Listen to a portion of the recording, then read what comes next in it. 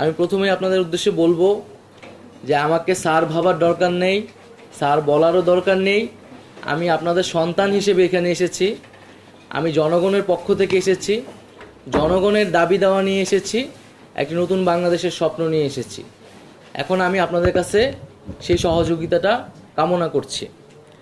আমরা জানি যে তথ্য ও সম্প্রচার মন্ত্রণালয় একটি রাষ্ট্রের এবং বাংলাদেশের খুবই গুরুত্বপূর্ণ একটি মন্ত্রণালয়, এবং সামগ্রিকভাবে বাংলাদেশের যে মত প্রকাশের স্বাধীনতা, গণমাধ্যমের পরিস্থিতি, সেটা কিন্তু এই মন্ত্রণালয়ের উপর অনেকাংশে নির্ভর করে। আমরা বিভিন্ন সময়ে গণমাধ্যম কর্মীদের থেকেই শুনেছি বা আরও বিভিন্ন মানুষের কাছ থেকে শুনেছি যে আমাদের এখানে মত প্রকাশের স্বাধীনতার উপর নানাভাবে বাধা তৈরি করা হয়েছে, এবং যেহেতু ফ্রিডম অফ প্রেস যদি না থাকে, ফ্রিডম অফ স্পিচটিও কিন্তু নিশ্চিত হয় না। তো সেই জায়গায় কিন্তু গণমাধ্যমের স্বাধীনতা নিশ্চিত করতে আমাদের কাজ করতে হবে। সেই জায়গায় বিভিন্ন ধরনের আইন এবং বিধিনিষেধ রয়েছে, যেগুলো নিয়ে সমালোচনা রয়েছে। আমাদের এই আইন এবং বিধিনিষেধগুলো কিন্তু পুনর্বিবেচনা করতে হবে, যাতে বাক স্বাধীনতা বা প্রেসের স্বাধীনতা যাতে সেখানে বাধাগ্রস্ত না হয়। দ্বিতীয়ত, আমাদের এই আন্দোলনে ছাত্র জনতা শ্রমিকদের পাশাপাশি কিন্তু প্রচুর সাংবাদিক শহীদ হয়েছেন, আহত হয়েছেন। আমি জানি না এখন পর্যন্ত কী উদ্যোগ নেওয়া হয়েছে, কিন্তু দ্রুত সময়ের মধ্যে এই সাংবাদিক যারা এখনও আহত অবস্থায় আছেন এবং যারা শহীদ হয়েছেন তাদের পাশে এবং তাদের পরিবারের পাশে আমাদের দাঁড়ানো উচিত।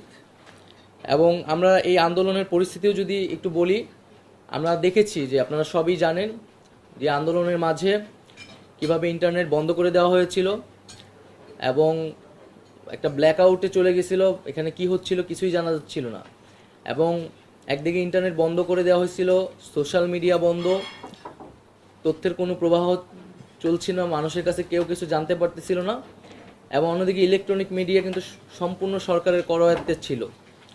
এবং এটা আমি নিজে ব্যক্তিগত অভিজ্ঞতা থেকে বলছি, আমাদের কোনো বক্তব্য কিন্তু একটা সময় সেই সময় প্রচার করা হতো না।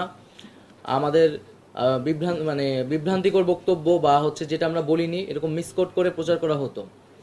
তারপরও আমরা সেই সময় দেখেছি যে কিছু প্রিন্ট মিডিয়া আমাদেরকে সাপোর্ট দিয়েছে, আমাদেরকে অনেক মিডিয়ার অনেক জায়গা থেকে বিভিন্নভাবে সাপোর্ট দেওয়া হয়েছে। এই আন্দোলনে পুরোটা সময় যারা ফিল্ড লেভেলে কাজ করেছে, রিপোর্টাররা কাজ করেছে, তারা আমাদেরকে নানাভাবে সহায়তা করেছে, এই আন্দোলনে জনগণের পক্ষে থেকেছে। হয়তো হাউজের কারণে, হাউজের পলিসির কারণে, মালিকের কারণে অনেক কিছু তারা সেই সময় করতে পারেনি। তো আমরা চাই না যে এই জিনিসগুলো বাংলাদেশে কখনো পুনরায় ফিরে আসুক। গণমাধ্যম যাতে তার যে স্বাধীনতা, সেই স্বাধীনতা নিয়ে কাজ করতে পারে এবং জনগণের পক্ষে সবসময় কথা বলতে পারে। আমরা সাংবাদিকদের বেতন কাঠামোর বিষয়টি নিয়ে কথা বলতে চাই। এটি নিয়ে অনেক অসন্তোষ রয়েছে, এবং আমরা যদি মেধাবীদেরকে উৎসাহিত করতে না পারি সাংবাদিকতায়, তাহলে কিন্তু সাংবাদিকতা এগোবে না। তো সেই জায়গায় যারা রিপোর্টার, যারা জুনিয়র লেভেলে কাজ করতেছে, তাদের বেতন কিন্তু খুবই কম। অনেক জায়গায় কোনো বেতন কাঠামো মানা হয় না। তো এই বিষয়ে সুস্পষ্ট নীতিমালা প্রয়োজন।